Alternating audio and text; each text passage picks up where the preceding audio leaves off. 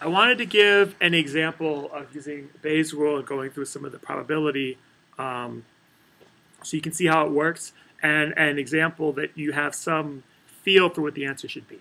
So imagine this. You're out in Pacific Beach because you have this friend, and he's like, hey, you should come move to PB. Someone just moved out, I got a spot, and PB is awesome. There's tons of cool stuff you can do. You can surf at Tourmaline, you can hang out with all these people, and you're like, all right, I'll try it. I'll go hang out. You show me what it's like. So you go out for the night, you go up and down a Garnet, you do whatever. It's late, you end up back at your friend's place, and you crash on the couch. And you're like, all right, well, that was fun. I'm going to bed. Then you hear this crazy noise. It's like 4 in the morning, and you're like, what is going on? Right? And eventually you like stagger out, to the door, and you're like, what? Oh, okay, it's a car alarm.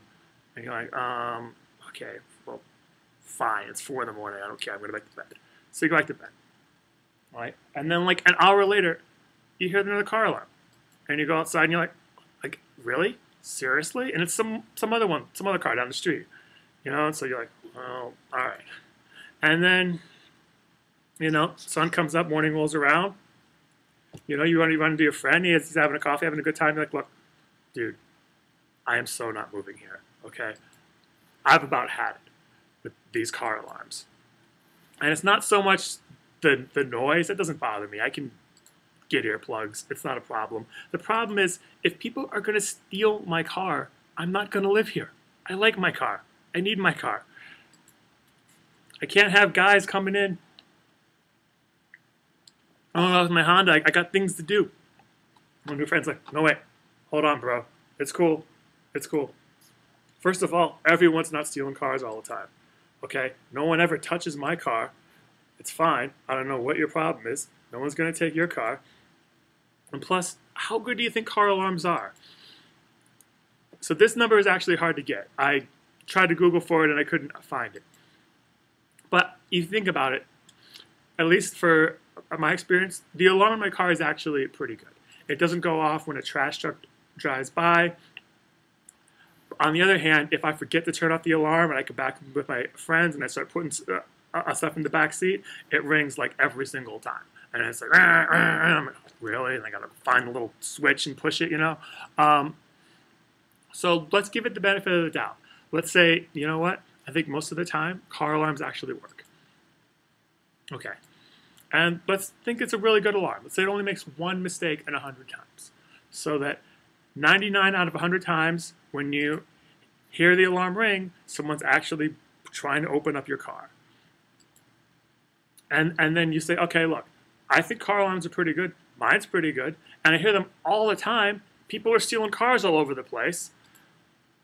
I'm not going to move here. I'm not having it. I'm not having people come steal my car. That's not okay. It makes logical sense. I don't want people to steal my car. If I come here, I hear the alarms, people are stealing cars. Okay? It's like, wait, hold on.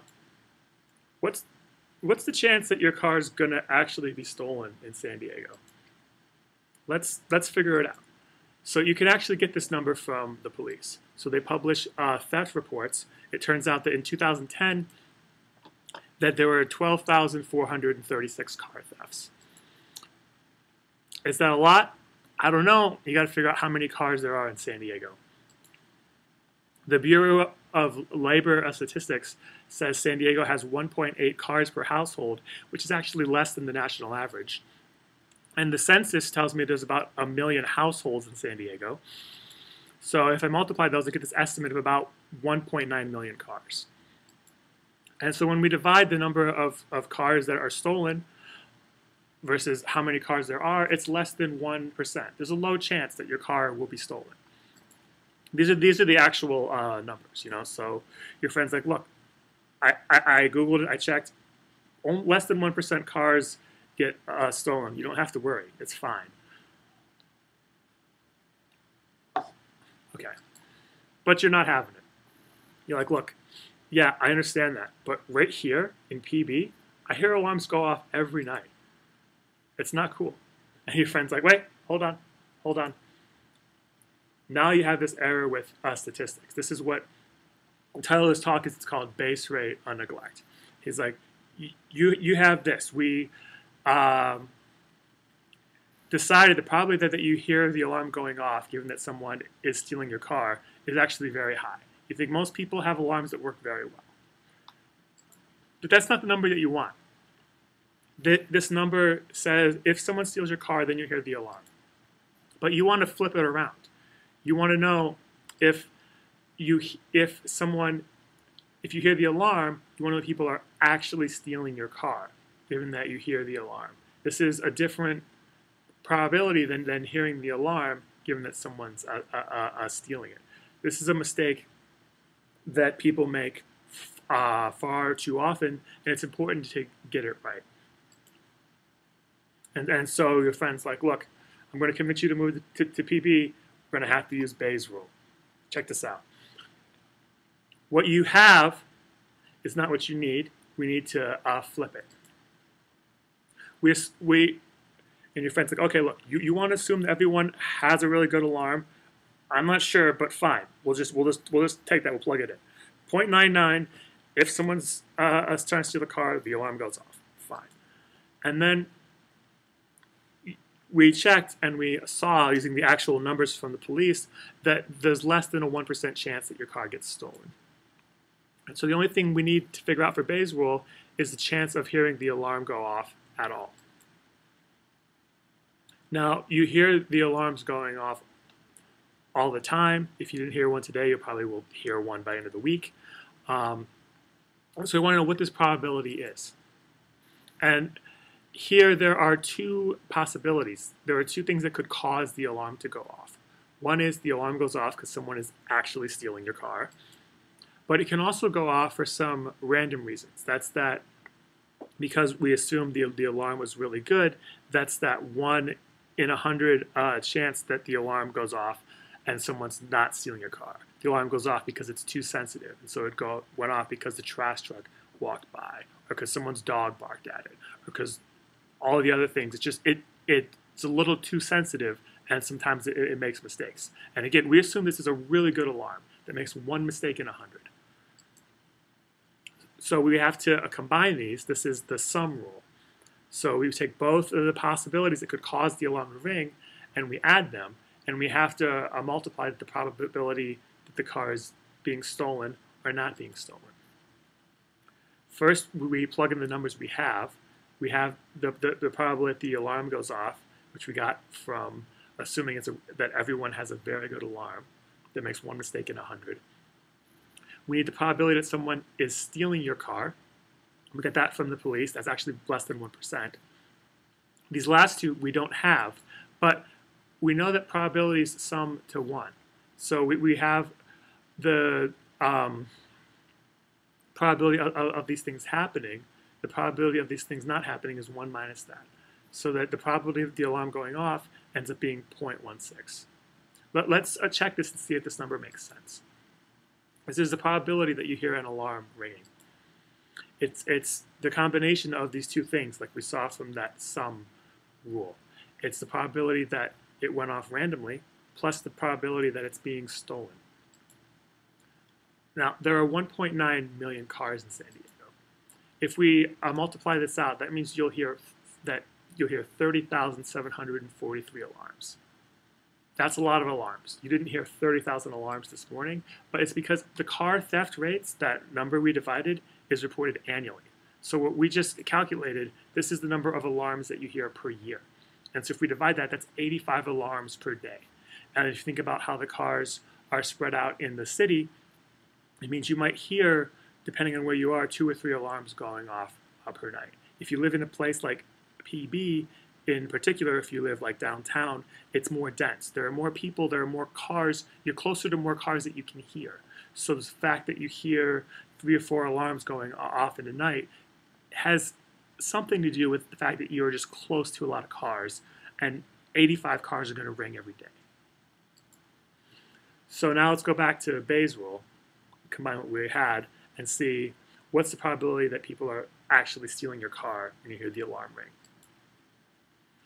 So your friend's trying to get you to move into his spot is like, look, I know you're going to hear a lot of alarms, but I want to convince you that doesn't mean that all those cars are being stolen.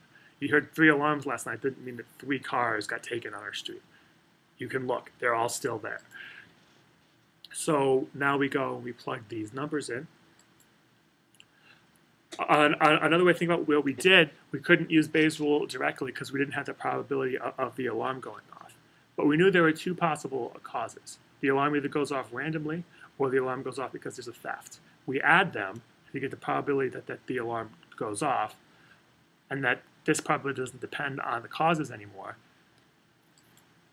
If we plug those numbers in, we get this 0.37. So that the probability that a car is being stolen, given that you hear an alarm ringing, is about 1/3. And so your friend's like, look, it's not that bad. If you hear the car being stolen, there's a 1/3 chance it's actually being stolen, given that you heard the alarm. Or your friend's trying to be kind of positive here. So he's like, look, if you hear the alarm, it's less than half a chance that someone's stealing the car. That's pretty good, right? Maybe not. Maybe you need a lot better than less than half. So honestly, when I put this slides together, I thought it would come out more impressive. It comes out this way in the homework. You have this test for cancer, and it probably actually comes out being rather low. That's important for a reason I'll get to in a minute. One reason our number is not as low as I thought it would be, I assumed that the alarm makes 1 mistake in 100. That's really good. That's definitely not true. You can walk out to any parking lot right now. You can tap on windows. Some cars will ring if you look at them funny. This number is probably more like 0.5, maybe even less. Maybe car alarms are not that good. If we put in a more realistic number for the chance of the alarm going off, the probability that your car is being stolen, even though you hear the alarm, is going to drop down really fast to the point where it will look like the intuition that you already have. That's why I did this problem with car alarms. If you hear the alarm, you just think, oh, like I need to turn it off. You almost never think, someone's stealing a car. I better not go there. I don't want to mess with those guys.